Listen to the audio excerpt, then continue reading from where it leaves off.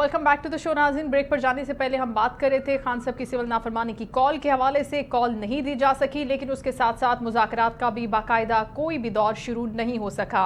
क्या वजह है कि हुकूमत उन पर अदम एतमाद रखती है, गारंटियर चाहिए और उसके बाद वो चाहते हैं कि फिर हम खान साहब पर ट्रस्ट कर सकते हैं, क्योंकि खान साहब यू टर्न के हवाले से खासे जाने और पहचाने जाते हैं और हुकूमत ऐसी कोई भी लूप होल नहीं छोड़ना चाहती कि अगर वो मुज़ाकरात करे, किसी भी एक पॉइंट पर उनके साथ बैठे, लेकिन उसके बाद पाकिस्तान तहरीक इंसाफ दोबारा से पीछे हट जाए और फिर हुकूमत के लिए एक नई मुश्किल खड़ी हो जाए। इसी सारी सूरत हाल पर हम बात करेंगे। मैं ज्वाइन किया है रहनुमा इस्तेहकाम पाकिस्तान पार्टी महमूद मौलवी साहब ने, उनको वेलकम करते हैं। अस्सलाम वालेकुम सर। वालेकुम सलाम। Thank you so much for your time sir. हो रही थी कि सिविल नाफरमानी की कॉल तो दे दी पाकिस्तान तहरीक इंसाफ ने, और शायद वो सिर्फ एक तलवार लटकाना चाह रही थी, एक डर रखना चाह रही थी हुकूमत के ऊपर कि अगर आप हमसे निगोशिएशन नहीं करते, मुज़ाकरात नहीं करते, हमारे मुतालबात को नहीं तस्लीम करते या हमें सीरियसली नहीं लेते, तो फिर हमारे पास ये वाला भी हथकंडा है, ये वाला भी हथियार है। लेकिन आप क्या समझते हैं महमूद मौलवी साहब कि क्यों अब तक उसको प्रैक्टिकली आगे नहीं लेके बढ़ सकी पाकिस्तान तहरीक इंसाफ?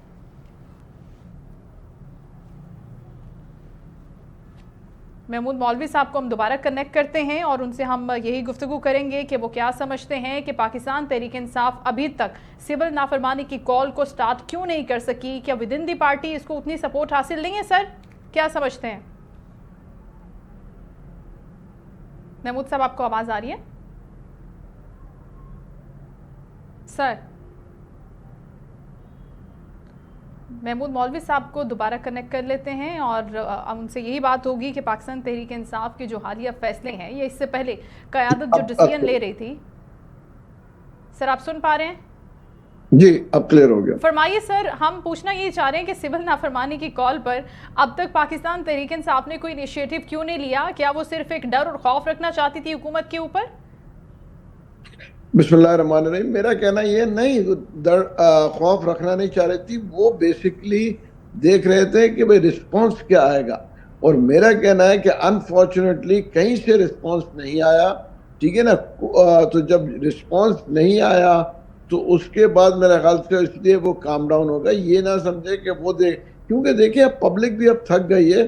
जब हालात बेहतर हो रहे हैं, महंगाई कम हो रही है, आप ये देखें बिजनेसमैन जो है वो बेहतरी की तरफ देख रहे हैं इकोनॉमी को, तो फिर वो सिविल डिसोबीडियंस और इन चीज़ों पे क्यों आएंगे?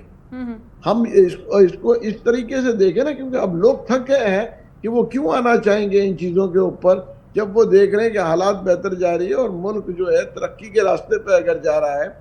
तो इन इश्यूज के ऊपर आके मुल्क को डैमेज करने के लिए बहुत कम लोग मेरे ख्याल से ये सोचेंगे भी।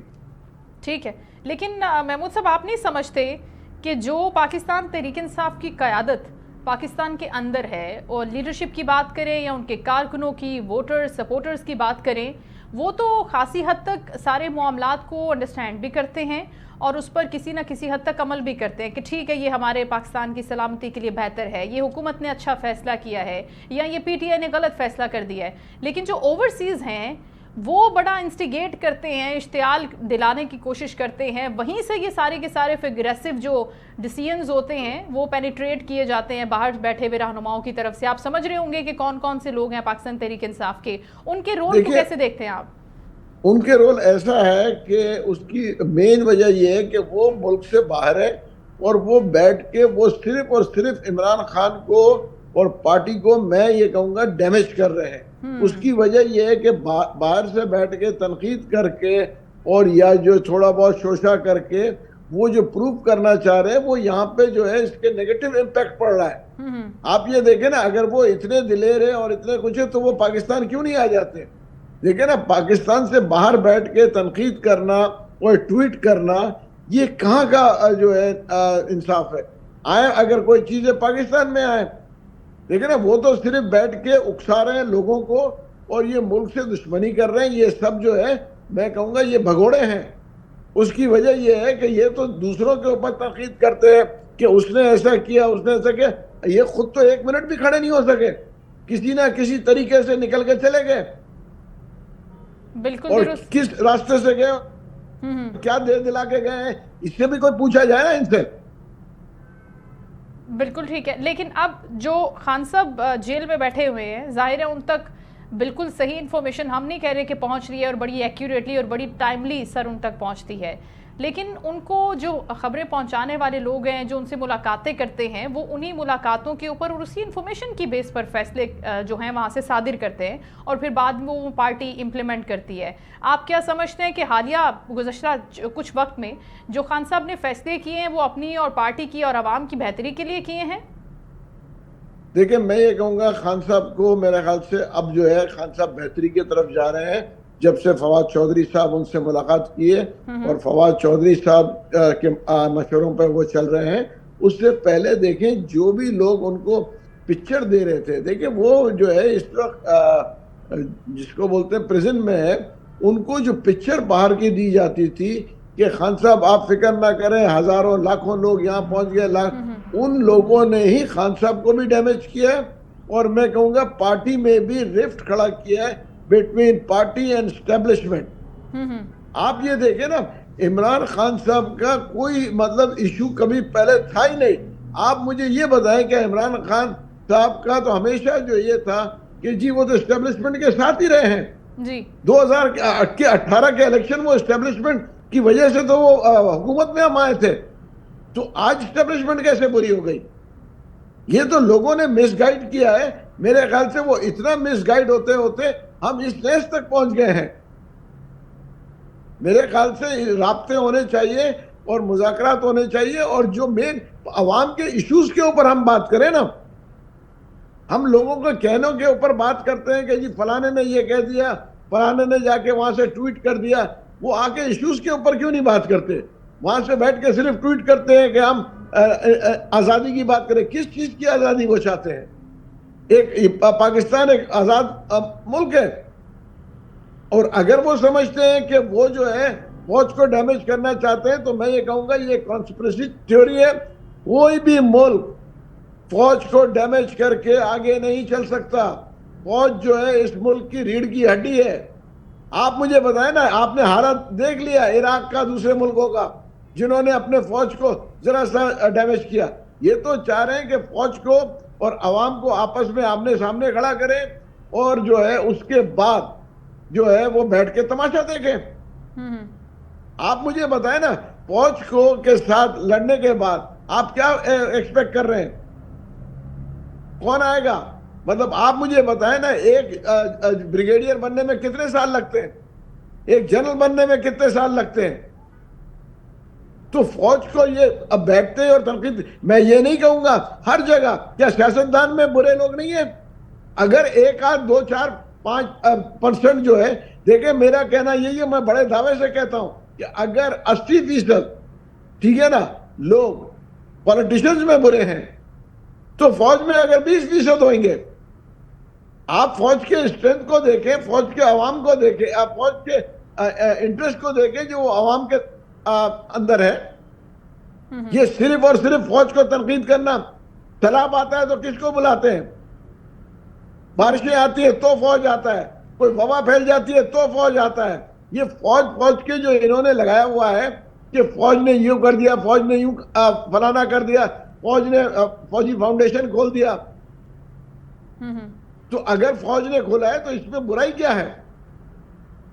ٹھیک ہے، انہوں نے جو ہے یہ بہتری کر، اگر وہ بھی انڈسٹری لگا رہے ہیں، اگر مثال دے رہا ہوں کہ وہ اپنے ریٹائرڈ لوگوں کے لیے نیوی کوئی انڈسٹری لگاتی ہے، یا فوج کے لوگ لگاتے ہیں، یا ایئر فورس کے لگاتے ہیں، اس میں کہاں کی برائی ہے؟ وہ بھی انڈسٹری ان کا حق ہے۔ دیکھیں ریٹائرڈ لوگوں کو کہیں نہ کہیں تو اکوموڈیٹ کرنا ہے، لاکھوں لوگ ریٹائرڈ ہیں، ان کو کہاں پہ اکوموڈیٹ کریں گے؟ اچھا ٹھیک ہے، یہ آپ کہہ رہے ہیں کہ اسی طریقے سے اکوموڈیشن ہو سکتی ہے ان کی، لیکن دوسری بڑی چیز یہ ہے، آپ بہتر طریقے سے ہمیں گائیڈ کر سکتے ہیں محمود صاحب، کہ خان صاحب پہلے تو اینٹی اسٹیبلشمنٹ، اینٹی آرمی، کسی بھی چیف آف آرمی سٹاف کے خلاف بیانات دیتے ہوئے ہمیں دکھائی نہیں دیتے تھے، جس طرح آپ نے بھی بولا کہ 2018 میں ان کو فل سپورٹ تھی، اور اس کے بعد وہ پورا ٹائم یہی ہمیں کہتے ہوئے نظر آئے کہ پاک فوج اور پاکستان تحریک انصاف یا حکومت ان کے ساتھ سیم پیج پر ہے، سیم انٹرسٹ ہے، کوئی بھی پرابلم نہیں ہے اس کے اندر۔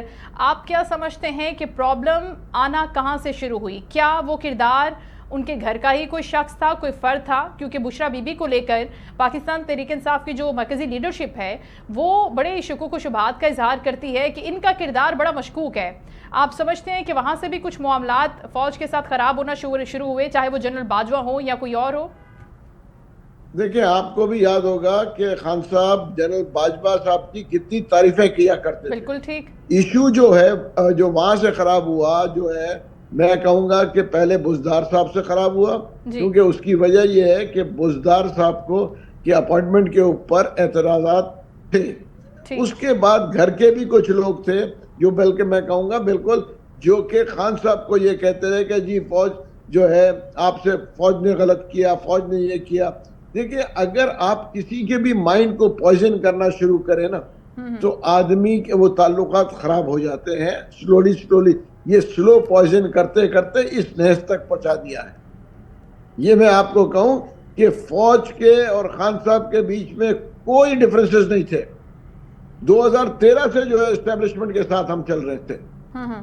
یہ اچانک دیکھیں نا, کوئی آج تو نہیں ہے, آج جو باتیں کرتے ہیں سالوں سے, اتنے سالوں سے, تو 2013 سے اسٹیبلشمنٹ کے ساتھ چلتے رہے ہیں. اور میرے خیال سے اچھے ماحول میں جو ہے 2018 کا الیکشن ہوا. بالکل. تو یہ چیزیں جب آج دیکھیں, یہ نہیں ہونا چاہیے کہ جب تک آپ حکومت میں ہو تو آپ کہیں کہ جی فوج سے. یہ بدقسمتی ہمارے زیادہ تر سیاست دانوں کی ہے, خان صاحب کی اکیلے کی نہیں ہے. اچھا. آپ یہ دیکھیں نا, جب بھی حکومت سے اتارے جاتے ہیں تو وہ فوج کو برا بھلا بولتے ہیں, چاہے وہ پی ایم ایل این ہو, چاہے وہ پیپلز پارٹی ہو. میں اوپنلی بات کر رہا ہوں. مگر یہ جو پی ٹی آئی ہے یہ حد سے آگے چلے گئی. مطلب ایک ہر چیز کی ایک لمٹ ہوتی ہے, وہ لمٹ کراس کر گئے. نہیں تو آپ کو لگتا ہے کہ وہ خان صاحب کے کہنے پہ ہی ہوا؟ کیونکہ پاکستان تحریک انصاف کی جو سوشل میڈیا ٹیم ہے, آئی ڈونٹ نو کہ اس کو کون آپریٹ کرتا ہے اور اس کو کون انسٹرکشنز دیتا ہے, اس نے تو ہوللی سولی ایک پورے کے پورے ادارے کے کردار کو, پاک فوج کو, پاک آرمی کو ایک درار ڈالنے کے لیے, چاہے وہ چیف آف آرمی سٹاف کی بات ہو یا جتنے بھی فوجی ہمارے سرحدوں پر ہیں, جتنے بھی شہداء ہیں, جتنے بھی غازیان ہیں, ان سب کے کام کو بالکل ہی فراموش کر کے ایک سائیڈ پر لگا دیا. اب یہ جو کیمپین ہے, آپ سمجھتے ہیں کہ یہ پارٹی آن کر سکتی ہے اس طرح کی کیمپین کو؟ دیکھیں, ایسی کیمپین کو میرے خیال سے پاکستان میں کوئی بھی پارٹی آن نہیں کر سکتی. اور آپ نے دیکھا ہوگا کہ جو پولیٹیشن اس وقت جو پی ٹی آئی کے پولیٹیشنز ہیں وہ بھی اس کو ڈس اون کر رہے ہیں. ٹھیک. اس کی وجہ یہ کہ اون کر کے آپ کیا کہنے کے چاہیں گے؟ آپ مجھے بتائیں نا کہ یہ کہنا کیا چاہ رہے ہیں. اور جو لوگ یہ جو ڈفرینسز پیدا کر رہے ہیں, یہ ملک سے دشمنی کر رہے ہیں. میں اپنے عوام کو کہوں گا اور خاص طور پہ نوجوانوں کو کہ ذرا سوچ سمجھ کے جو ہے نا اس موو کو دیکھا جائے. اگر یہ مائنڈ سیٹ پوائزن کیا, دیکھیں نا, یہی مائنڈ سیٹ ہے جو ہم لوگ کو, دیکھیں میں آپ کو بتا دوں, ریلیجن سے بھی آگے پوائزن کر جاتے ہیں. جس کو آپ کہیں کہ ویسٹرن میڈیا, دیکھیں نا آج جو چیزیں ہمارے ریلیجن میں منع ہے وہ آج ویسٹرن میڈیا کہاں سے کہاں لے کے جا رہا ہے. اور اگر ہم اس میڈیا کے چکر میں, جس کو آپ بولتے ہیں سوشل میڈیا کے چکر میں, آپ جو ہے اپنے نسل کو ڈیمیج کریں, اپنے آنے والے جوانوں کو ڈیمیج کریں, اپنے ملک کو ڈیمیج کریں, تو اس سے کوئی فائدہ نہیں ہے. اس کی وجہ یہ ہے کہ مجھے ایک ملک بتا دیں, کوئی ایک ملک جو کہ اپنے فوج کو ڈیمیج کرنے کے بعد یا فوج کے ساتھ کرنے کے بعد وہ کامیاب گئی ہے. اگر آپ انقلاب کی بات کرتے ہیں, بنگلہ دیش کے انقلاب فوج کے کنسنٹ سے آیا. اگر آپ ٹرکی کی بات کرتے ہیں تو ٹرکی کا انقلاب بھی فوج کے کنسنٹ سے آیا. ڈیفینیٹلی یس, میں یہ کہوں گا کہ کچھ انڈیویجولز کا فرق تھا, مگر بغیر فوج کے کنسنٹ کے کئی انقلاب نہیں آئے ہیں. تو پھر بہتر نہیں تھا کہ خان صاحب اسی پالیسی پر چلتے؟ اب ہمیں نہیں پتا کہ وہ کون سے چہرے تھے, وہ کون سے نام تھے جو خان صاحب کو ان چیزوں کی طرف لے کر آ رہے تھے, سو دیٹ ان کے ڈیفرنسز بڑھتے جائیں اور اتنا بھیانک اور خوفناک ایونٹ ہو جائے پھر 9 مئی جیسا.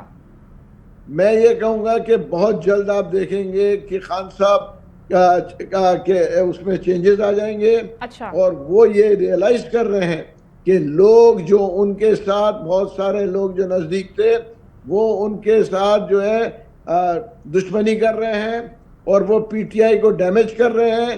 کیونکہ وہ چاہتے ہیں کہ خان صاحب اندر رہے تاکہ ان کی سیاست چمکتی رہے. ٹھیک. اگر خان صاحب باہر آ جائیں گے اور دیکھیں نا پرانے لوگ جن کو انہوں نے ڈس اون کیا ہے یہ نئے لوگوں نے, وہ لوگ جب پی ٹی آئی میں واپس آئیں گے تو ان کے پوزیشن آکورڈ ہو جائے گی.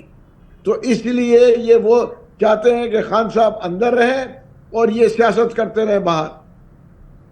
ٹھیک ہے, لیکن اس کے لیے تو پھر آبویسلی خان صاحب کو بھی آپ کہہ رہے ہیں نا کہ وہ بیک فٹ پر آ جائیں گے اور وہ سارے کے سارے انوائرمنٹ کو انڈرسٹینڈ کر لیں گے, لیکن جو باہر ماحول بنا دیا ہے ان کے لوگوں نے, ان کے سب آرڈینیٹس نے, بشرا بی بی نے, علی امین گنڈا پور صاحب نے, جو ابھی بھی ایسے خطرناک سٹیٹمنٹس دے رہے ہوتے ہیں, اس کو کیسے ٹیکل کریں گے, ڈیفیوز کریں گے, جب آپ نے مورال اتنا ہائی کر دیا, اتنی زیادہ اشتعال انگیزی آپ پھیلا رہے ہیں اور اتنی نفرت جو ہے وہ آپ پھیلا رہے ہیں لوگوں کے دلوں اور ذہنوں میں, تو پھر اس کو ایک ڈیل کا نام نہیں دے دیا جائے گا؟ اس سے بھی تو مورال ڈاؤن نہیں ہو جائے گا ان کا؟ کیا سمجھتے ہیں آپ؟ دیکھیں ان کا مورال ڈاؤن تھوڑا بہت اگر ہوتا بھی ہے, آپ یہ دیکھیں, یہ میرے خیال سے عوام ذرا اس پہ سوچے کہ یہ میرا کہنا یہ ہے کہ یہ انٹرنیشنل کانسپریسی ہے پاکستان کے خلاف. اس کی وجہ یہ ہے کہ یہ صرف جو ہے انٹرنیشنل اسٹیبلشمنٹ جو ہے وہ یہ کرانا چاہ رہی ہے کہ پاکستان کو کمزور کرے تاکہ جو ہے ارد گرد سے جو ہے اس کے اوپر پریشر ڈال سکے, کیونکہ ہم ایک ایٹمی طاقت ہیں, ہم کو کمزور کر کے اس کے بعد ہی جو ہے پریشر ڈال سکیں گے. اور پاکستان کو کمزور کرنے کا پہلا ہتھیار یہ ہوگا کہ پاکستانی فوج کو کمزور کریں عوام کے نظر میں, اس کے بعد ہی یہ جو ہے ڈیسٹیبلائز کریں گے. اور اس کے بعد پھر وہ اپنے مفادات حاصل کر سکے, جو وہ کرنا چاہتے ہیں, جس طرح سے وہ استعمال کرنا چاہتے ہیں استعمال کرے. بہت شکریہ محمود مولوی صاحب, آپ کے وقت کا گفتگو فرما رہے تھے ہمارے ساتھ. ناظرین, حالیہ حالات پاکستان تحریک انصاف کے اور دیگر معاملات جو پاکستان تحریک انصاف سے جڑے ہوئے ہیں. اپنا خیال رکھیے گا, کل انشاءاللہ شو میں آپ سے دوبارہ ملاقات ہوگی. اللہ حافظ.